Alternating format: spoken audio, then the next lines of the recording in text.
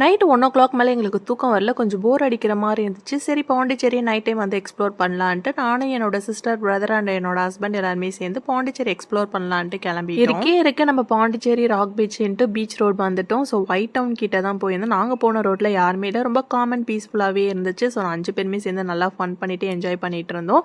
So shops எல்லாமே க்ளோஸில் இருந்துச்சு. So JIPMER கிட்ட வந்து ஒரு டீ ஷாப் இருக்குது. ஸோ அங்கே போயிட்டு ஏதாவது டீ குடிக்கலான்ட்டு எல்லாருமே குல்ஃபி, ஐஸ்கிரீம், டீன்னு குடிச்சிட்டு இருந்தாங்க. எனக்கு மட்டும் ஏதோ கிரேப் ஜூஸ் குடிக்கணும் போல இருந்துச்சு. நான் மட்டும் கிரேப் ஜூஸ் எடுத்து குடிச்சிட்டு மறுபடியும் வந்து பீச் ரோடுக்கே வந்துட்டோம். யாரும் இல்லாத ரோட்டில் ஃபோட்டோஸ் அண்ட் ரீல்ஸ்லாம் பண்ணிட்டு இருந்தோம். ஸோ ரீல்ஸ் பண்ணுற பேரில் என் தம்பி எங்களை வச்சு ஃபன் பண்ணிட்டு இருந்தா. எனக்கு ரொம்ப நாள் ஆயிடுச்சு எமகா ஓட்டி டச் விட்டுருச்சு. ஸோ என் தம்பி எனக்கு ட்ரைனிங் கொடுத்துட்டு இருந்தான். நைட்டு ஒரு 2:30 மேலே ஆயிடுச்சு. நெக்ஸ்ட் எங்கே போகலான்னு பிளான் பண்ணிகிட்டே இருக்கிறப்ப ஹஸ்பண்ட் ஆர்பர் போகலாம், நைட்டு ஃப்ரெஷ்ஷாக மீன்லாம் வந்து இறக்கவங்க போய் பார்க்கலான்னு சொல்லியிருந்தாங்க. சரின்னு ஆர்பர் கிளம்பிட்டோம். ஆர்பர் போகிற ரோடு கொஞ்சம் டார்க்காகவே இருந்துச்சு, போகிறதுக்கு கொஞ்சம் பயமாக இருந்துச்சு.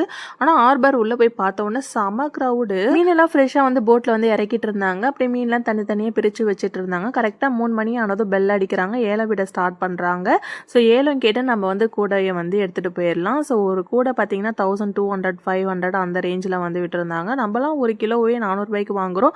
இங்கே ஒரு கூடையே 1200, 1500ன்றப்ப எனக்கு ரொம்ப ஆச்சரியமா இருந்துச்சு அண்ட் ரொம்ப அஃபோர்டபுளாக இருந்த மாதிரி இருந்துச்சு. ஸோ சீசனுக்கு ஏற்ற மாதிரி ஃபிஷ்ஷோட ரேட்டும் வேரி ஆகும் அண்ட் ஃப்ரெஷ்ஷாகவும் ரொம்ப அஃபோர்டபுளாக வந்துச்சு. ஃபேமிலி நிறைய பேருக்கு சமைக்கணும், அக்கேஷனலாக ஏதாவது சமைக்கிறோம் அப்படின்றப்ப இங்கே வந்து ஃப்ரெஷ்ஷாக வாங்கிட்டு போகலாம். இது எங்களுக்கு ஃபர்ஸ்ட் டைம் பார்க்கறதுனால ரொம்ப சூப்பரான எக்ஸ்பீரியன்ஸாக இருந்துச்சு. நெக்ஸ்ட் ஒரு வீடியோவில் பார்க்கலாம். until then bye from Nandini. Bye bye.